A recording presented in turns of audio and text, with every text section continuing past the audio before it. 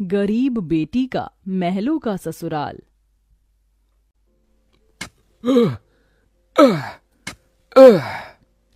तपती धूप में वह गरीब किसान खेतों में फावड़ा चला रहा था। उसके माथे से तर तर पसीना बहे जा रहा था।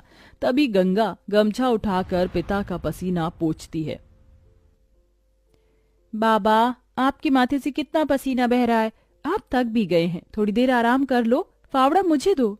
गंगा को खेत में फावड़ा चलाते देख सेवक राम की आंख भर आती है। मेरी गरीब बेटी के जिन हाथों में मेहंदी लगनी थी, उन्हीं नाजुक हाथों से मेरी गंगा सख्त फावड़ा चला रही है। तू एक गरीब की बेटी को ही ऐसा भाग्य देकर क्यों भेजता है भगवान? एक गरीब के जीवन की सबसे बड़ी दुविधा बेटी को ब्याहना होता है। ये कहानी है ऐसे ही किसान सेवक राम की, जो बड़ा गरीब है।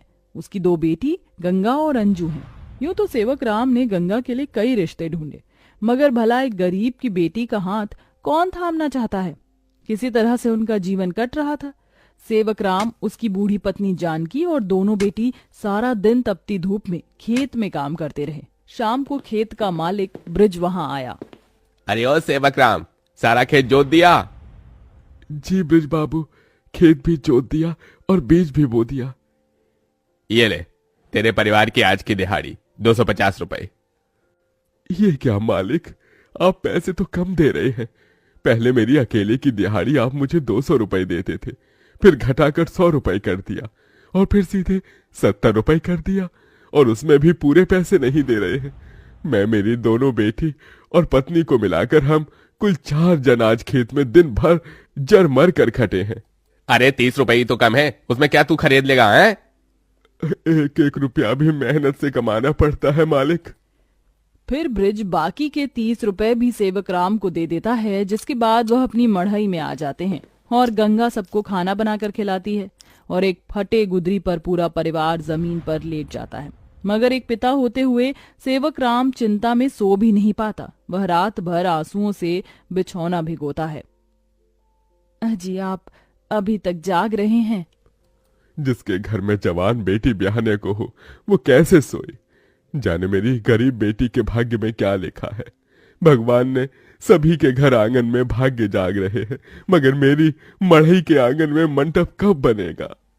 अजी, तुम चिंता मत करो, भगवान ने कहीं न कहीं जोड़ी बनाई होगी। सेवक राम का यही दुख कम न था। अभी तो और भी कठिनाई आने को थी। अगले दिन जब चारों खेत में पहुंचे कि तभी। क्यों रे सेवक, कल तू 30 रुपए के लिए पाठ पढ़ा रहा था, अब क्या करेगा? क्योंकि ये सारी की सारी जमीन तो पृथ्वीराज जी ने खरीद ली। तभी अंजू ने गंगा से कहा, दीदी, अब हम क्या खाएंगे? खेत बोकर ही तो थोड़े बहुत पैसे मिलते थे। सेवक राम अपने परिवार को लेकर लौट आया। वह दिन रात चिंता में गलने लगा। ऐसे घर कैसे चलेगा प्रभु? कैसे होगी गंगा की शादी? और शादी नहीं हुई तो लोग मेरी गंगा को जाने क्या क्या नाम देंगे, क्या क्या ठहराएंगे जानकी। मैं काम ढूंढने जा रहा हूँ। बाबा, मैं भी आपके संग चलूंगी। दोनों काम ढूंढते एक बड़े से मिल में आए, जहां शिव नाम का एक नौजवान गरीब मजदूर भी काम कर रहा था। जहां मजदूर राशन की बोरी भरी मालगाड़ी खींच रहे। सेवक राम ने काम मांगा, दोनों को काम मिल गया। गंगा अपने पिता की बराबरी में काम करती। तपती धूप से अक्सर उसके पांव और हाथ में मालगाड़ी खींचने से छाले से पड़ जाते, तो वहीं घर आकर वह अपनी माँ का हाथ बटाती। आप ही अपनी चक्की पीसती, कड़ी धूप में सड़कों से गोबर बीन कर लाती, उपले बनाती। एक दिन मालगाड़ी खींचते वक्त शिव उसकी मदद करता है। काका, क्या मैं आप दोनों के साथ खाना खा सकता हूँ? बड़ी भूख लगी है और मैं खाना भी नहीं लाया। हाँ बेटा, आओ ना। ये कहते हुए गरीब गंगा अपने प्याज और रोटी में से उसे भी देती है और हिचक से भरकर कहती है, माफ कीजिएगा, आपको खिलाने के लिए हमारे पास कोई पूरी पकवान तो नहीं है, जो है यही खा लीजिए। शिव वह रूखा सूखा भी हंसकर खाने लगा। अब अक्सर शिव उनकी मदद कर देता। उसकी अच्छाई गंगा के मन को भाने लगी और एक दिन शिव ने कहा, काका, अगर आप मुझे इस काबिल समझे तो मैं आपकी बेटी का हाथ थामना चाहता हूँ। बेटा, मेरी गरीब बेटी को तुम जैसा मेहनती जीवन साथी मिलेगा। मुझे तुम पसंद हो बेटा। गरीब सेवक राम की दिली इच्छा तो थी कि गंगा को बड़ा और अच्छा घर द्वार मिले, मगर उसके मन में शिव को लेकर भी एक संतोष था। मगर सेवक राम ने जो कभी सोचा भी नहीं था, अगले दिन वो हुआ।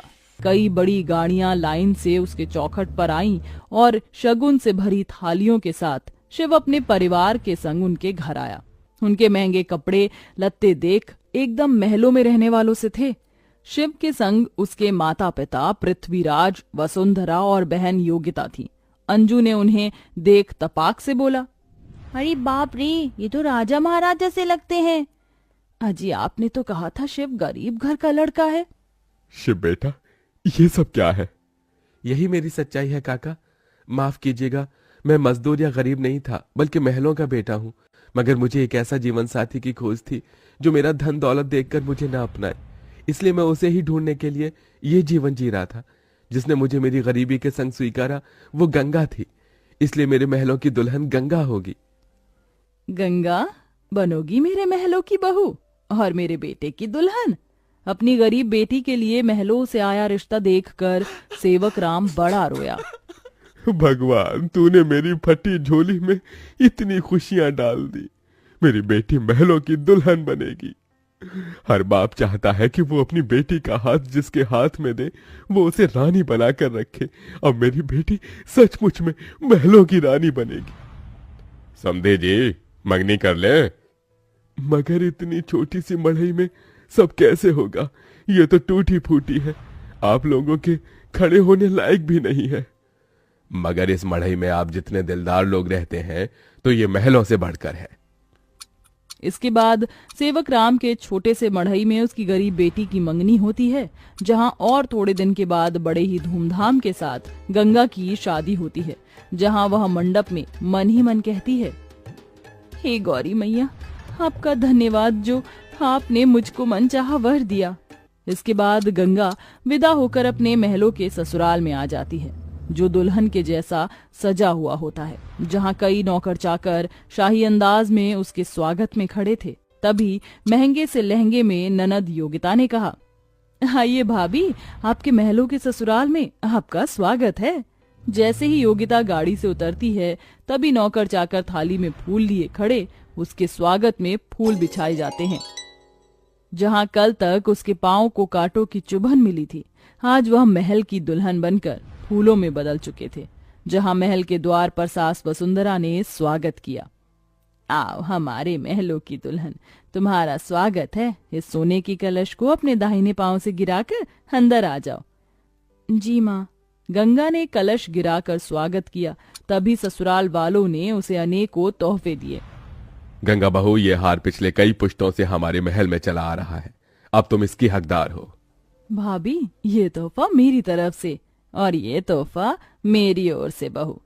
गीता दे रही हूँ, मैं जानती हूँ तुम इस महल का मान बढ़ाओगी। गंगा ने गीता को माथे से लगाया और फिर सास ससुर का आशीर्वाद लिया। माँ जी, बाबूजी, मुझे आशीर्वाद दीजिए ताकि मैं इस महल का मान निभा सकूं। सदा सुहागन रहो, जुग जुग जीती रहो।